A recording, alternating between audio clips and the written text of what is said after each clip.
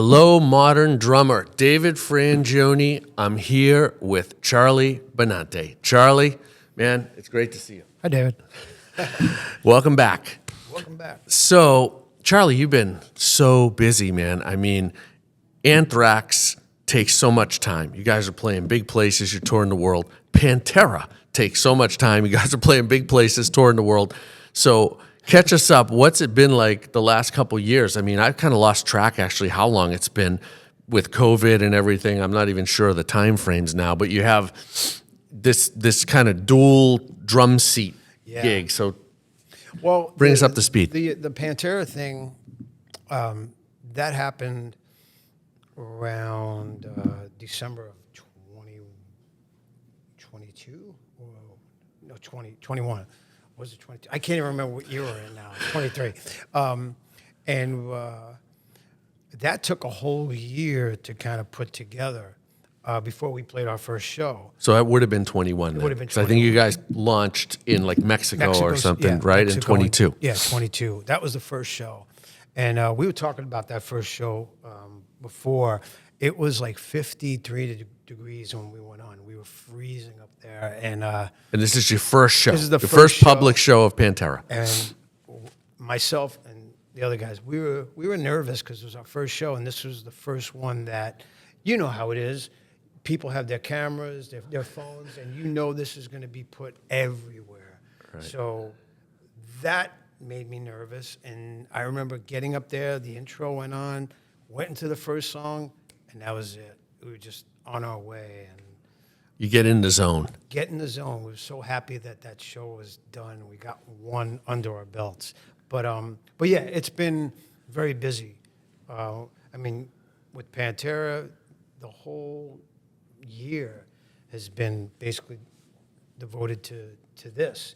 The Anthrax stuff comes in between. We're still making a record, which, you know, I was just in LA last week doing more of that, and then I'll go back and record more. We're going to actually record at Dave Grohl's studio, 606. Oh, very cool. So I'm excited about that. And when will the Anthrax record come out? What's Probably, the plan? I would say spring of 24, sometime around there. And then you'll tour around the new record. Yeah. Well, you know, I think there's Pantera stuff too in 24, so we'll try and balance it out. So how did the Pantera, how did it come up? How did the gig come around that, you know, in that year that you were planning? Like, how did it all evolve? I think what happened was some time went by, and I think Philip and Rex started talking, and they reached out to me because we would talk all the time, but we didn't talk about doing this. Right. And then it was brought up, and I immediately said yes. Well, you go way back, I go right? way With back the that. band when, you know, in its heyday, when it was intact. And Dime and Vinnie were with us. I mean, I was very good friends with Dime and Vinnie, more so with Dime and Philip and Rex, but Dime was always, we would talk a lot. And I thought about it, after we talked, and I know that those guys would have wanted it to be Zach and myself to do this. So, and they wanted me to do it, you know, Philip and Rex. So it was a very emotional thing when we got together for the first time. Sure, I can only imagine. Right. Wow. And so you were talking to Philip and Rex about, you know, the possibility, right? Mm-hmm. When he called you and you were, and then how did it evolve? Of course, Zach got involved too, and then we started thinking about songs and set lists and things like that. Just organically, just kind of envisioning, like, what would this actually look like? Because you knew there had to be certain songs that were going to be played, you know, right off the bat. You know what I mean? You had to play Walk. You had to play This Love. You had to play New Level. You know, songs that are staples, you know? But for me, it was about what else are we going to play? Like some of the deeper cuts that I know fans out there are like, oh man, they played that tonight. Oh, they played this tonight. Because I know that's what excites me. So I wanted to play this song, that song, and they were like, okay, yeah, let's try it. And that's what we did. We throw in some deeper cuts because it's important. Right. And you're kind of going between headlining shows and supporting Metallica, Yeah. which is new to 23, Yeah. right? And that's got to be exciting in its exciting. own right. I mean, you're playing just this wide range of places, but they're all big places and passionate audiences. Passionate metalheads. Right. Most metalheads are passionate. Right, especially them. these fan bases. Yeah, exactly. So you got to do it right. You got to bring it. You can't just be phoning it in. No, and you guys are. You're taking the house down every night. We take it serious. Yeah, it's awesome, and everything's cool with the your Anthrax bandmates. Just must love the fact that you're kind of keeping the flame alive for a legendary band as Anthrax is legendary, but Pantera's just kind of this is an awesome tribute that's got a spirit that's just very. It's entirely authentic. Like the fans can experience the music firsthand in a very authentic way. That's what struck me about the you guys now because I saw Pantera, and now I'm seeing Pantera again, and it's paying tribute, but in a way that is entirely the spirit of when I saw them when Vinnie and Dime were with us, and it's it's incredible. Well, really. that's awesome. Thank you for that. I mean, that was in my mind. That was the way to do it. Yeah. Can't do it any other way.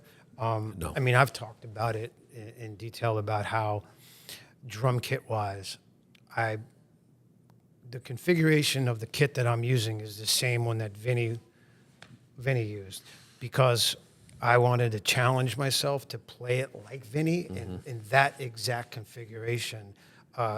And because I said, if I played the Anthrax kit with these guys, I don't know if I would stick to that way. I would probably go off a little bit. So I wanted to kind of restrict myself to playing that the way he did it. And what are the differences between the kits that you adjusted to? I mean, we know what Vinnie played, and we have a rundown, everyone, so check out Charlie's rundown of the kit he's playing with Pantera. Actually kits, basically the same sizes with different finishes and shell types, and that's what Vinnie played, right? What you're playing with Pantera. Yeah, I think Vinnie may have played bigger toms in the front, maybe an inch bigger, but because the Anthrax kit is smaller toms, it's 10, 12, 13 in the front. So with this, it's two big toms in the front. So, Vinnie didn't do very fast rolls around the kit. Vinnie was more hits, like stuff like that. And so that is the difference. So the toms, the 8, 10, 12 Anthrax as opposed to 14, 15 Vinnie, Yeah. right? That's the biggest shift. Plus you have 20, Vinnie played 24s, but you were explaining in the rundown 22s, but that's just, the logistics of not having the drums out of a place that's too hard to play. Most drummers will know if you're playing 24-inch kicks, your toms have to be way high. Yeah. And I used to play everything very high back in the early days of Anthrax, and I remember talking to Kenny Aronoff about it. This is going back years ago, and he's like, just lower everything, dude. Just lower everything so that where your hand falls, that's where your toms, your cymbals should be. Right. And I'm like, thank you, Kenny. I'm going to use that. And that's essentially how you adjusted the Pantera kit. Yeah, I play it a little lower than Vinnie did, but it's still kind of up there. But the other reason, too, is a couple of years ago, I had a carpal tunnel situation happen. And during the show, my hand would completely go numb. Couldn't feel the stick anymore. And this is when everything was up here. So I actually had to have surgery, and thank God it's been great. But I refuse to have anything up here anymore. It's all got to be at this level. And makes a huge difference. difference, Okay, yeah. wow. Okay, so for anyone that's struggling with that, that's a good It's tip. a tough thing to struggle with. If you're a drummer, Oh God, yeah. it sucks. But you've come out the other side because you're playing great. So what did you, besides changing the positioning of your kit, did you change your technique, or how did you address it to be able to just kind of keep going? I did change it a little bit. I just little things, like I raised my seat a bit, a little higher. I used to sit very low, and it, just like I said, things like that really helped to improve how I played. And it's funny, Don Famularo.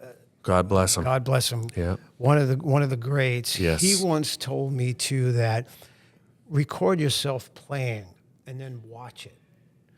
Watch how you're playing And see if there's tension. and see see how you're doing things. Because when we're up there playing, we can't see ourselves. We're just playing the way we, Right. A muscle lot of memory. muscle memory, yeah. Exactly. And then once you see yourself, you're like, why am I doing that like that? This has got to be an easier, more comfortable way. And sure enough, he was right. And so what did you find when you did that? What were the adjustment points that you noticed that you changed? I noticed that my cymbals were way, way, way out further than they needed to be. And of course, as a drummer in the 80s, growing up, you looked at these other drummers and they had these enormous kits. So of course, you wanted to have a big, it had to look big, and that's really not practical for playing wise, you know what I mean? Night after night after night, you're doing a lot of damage to your body. So I just kind of changed it. That's it. Did you change the size of your kit too? Did you shrink it down a little? I did. Okay. I changed from bigger toms to smaller toms, bigger kicks to smaller kicks. Even some cymbals got smaller. So you found the result was that the physical part of playing drums actually got a little more simplified and more accessible. Absolutely. And another big thing that helped me was in-ear monitors. I was like, when they first came out, I jumped on that really quick because of my hearing. That helped so much too, to hear your drums in a way that You didn't have to hit it so hard, like you weren't looking for that feedback where you're over hit it, you're kind of putting up too much strength than you need to. Right. Am I exerting myself too much? So it was all about that too. I heard my drums in a different way, and I didn't have to hit as hard as I was hitting, because that was doing damage too. What about the tension of holding the sticks? Dom, of course, taught the world, that the Morello, Chapin, Moeller, Gladstone, all of this. Being too tight. Right. Then you're not allowing the shock of when you're hitting the cymbals, especially when you're playing rude cymbals, which they're pretty heavy. Right. The shock and how you absorb the hit is going into your arm. And it's not something we think about all the time until something goes wrong. You're like, why is that happening? Well, it's happening because of this, And that's why there were people like Don Famularo who would school you on it. Yes. And do you apply that? Yes. You 100%. went to a kind of a different technique, a more tension-free technique? Yeah, I changed my stick. That was another thing. Okay. I developed a stick with Vic Firth, and it gave me, I don't know, man, it was just a lighter stick, but yet it was... I think we have the stick. Why don't you, peeps, let's see the stick. Now, when did you develop this? This was going back in early 2000s. Okay, so you've had the stick for a while. Yeah. Okay. Marco Soccoli was a big help in doing that. Hey, this is Vinnie and Kimo Williams. Please check out our Red Summer 1919. It's streaming now. It's a must listen. Also with Mike Stern, Richard Bona, and Michael Brecker.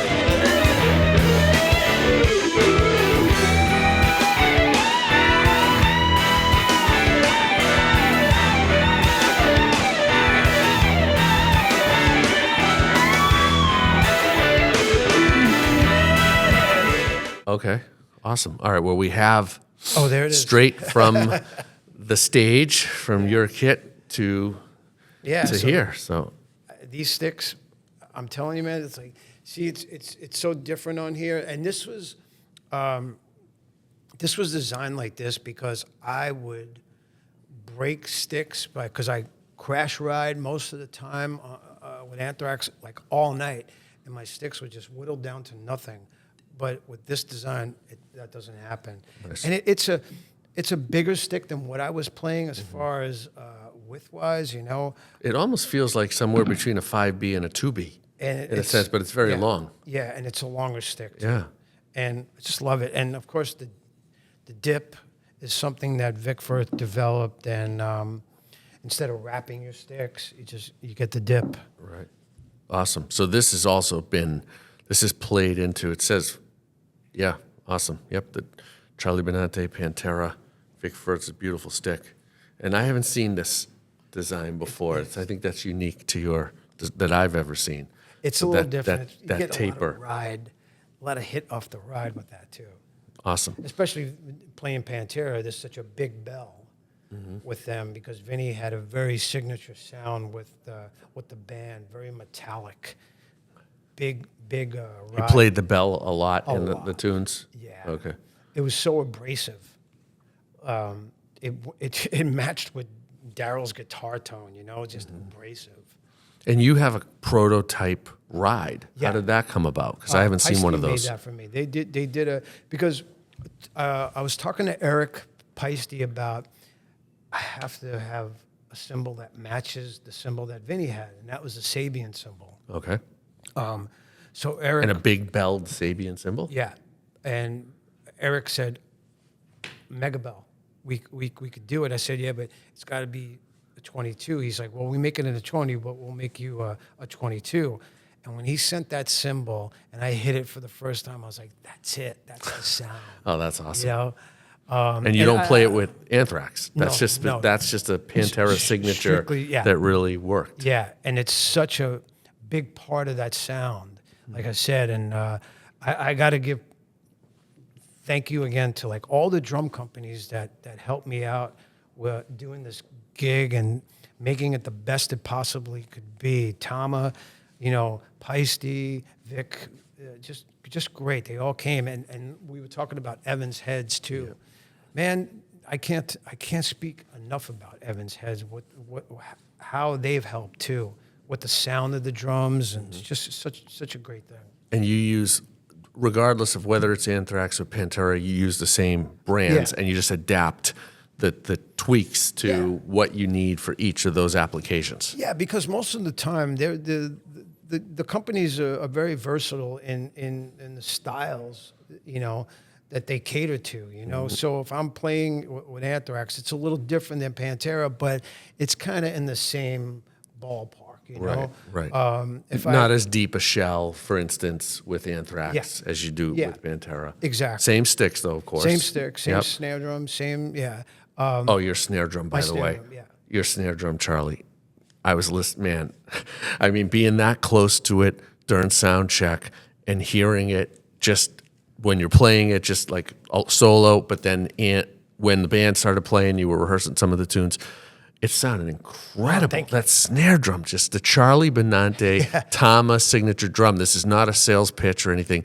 It's just an observation that snare drum sounds awesome. What's the story behind that? Because it really kind of, you know, I was listening to the whole kit. It all sounded really good, but the snare drum just struck like, wow, that drum sounds just awesome. There's something about wood snare drums that we all love, but then there's something about stainless steel that, especially for metal, like hard rock metal music, is something about it. The characteristics in it, it lends to the music, just the tone of it, you know. So it came time asked me if I wanted to do it, and I said I know exactly what I want to do. What were you using before?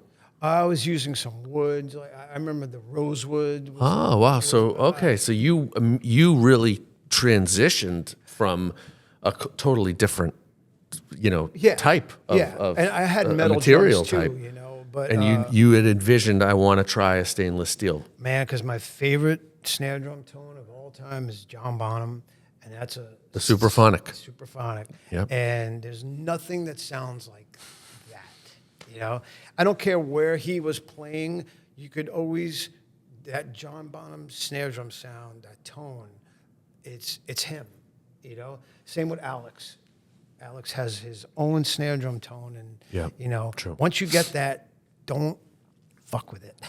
And so when you went to Tama, Yeah. what happened? You told him I want a 6.5 by 14, and like how did it play That's out? exactly how it happened. I said, "This is what I want to do. I wanted to keep it at a lower price, Okay. because a lot of drummers, they do these signature snare drums, and they're so expensive that Yep. people can't afford them. So I wanted it to be a lower price, a great drum at a lower price. And that everyone- stainless steel was stainless steel. accomplished that, right? Yes. Because the Superphonic's never been Yeah. a crazy expensive No, drum. exactly. And your drum isn't a crazy it's not expensive drum. expensive. And how many lugs?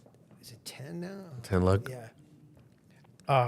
But again, I use a different snare bed too. I used to love the big ones, the fatter ones, but I shrunk down to a smaller one, and it still gives me the crack that I need. Oh, okay. So your signature snare, you actually went to the little narrower snare bed. Yes. Awesome. Well, it just sounded, to cut through that level of sound, guitars, just heaviness, and still hear the definition. And I don't know, it just had a great blend. Awesome. That you got it, man. You got Yeah. it. I love that. I love that drum. Yeah, I love the sound of the snare. So, Tama, Charlie Benante's signature snare, and it just comes in 6.5 by 14, right? Because Yeah, that's all that's you play. Yeah. That's your thing. Well, what's next? What do we look for in 24 and beyond? We have, so there's 2 shows left this year. There's tonight, of course, we're in St. Louis, and then next week we play Detroit. And that's the last Pantera show for the year. Okay. Metallica's last show, too. Then next year, we're going to start up again. It hasn't been announced yet, but we're going to add more shows. Awesome. Yeah. Awesome. So really, we'll get a new Anthrax Oh, yeah. album. We'll get another Anthrax tour. You guys never stop touring. More Pantera touring. Okay. All right. And I know, I'll tell you, Modern Drummer, we've got some cool surprises of collaboration between Charlie and Modern Drummer that we've been talking about that I can't wait for you guys to experience. It's just so awesome. The decades that you've been out there playing and just providing so much great drumming for us to hear and be inspired by. And I'm really excited at how we can kind of take that next level. So be on the lookout for that, everybody. I'm David Frangioni. He's Charlie Benante. We'll see you on the road. We'll see you next time. Have a good one, Modern Drummer. Yeah, man. I used to love getting this and just reading from front to back. Do you have that issue?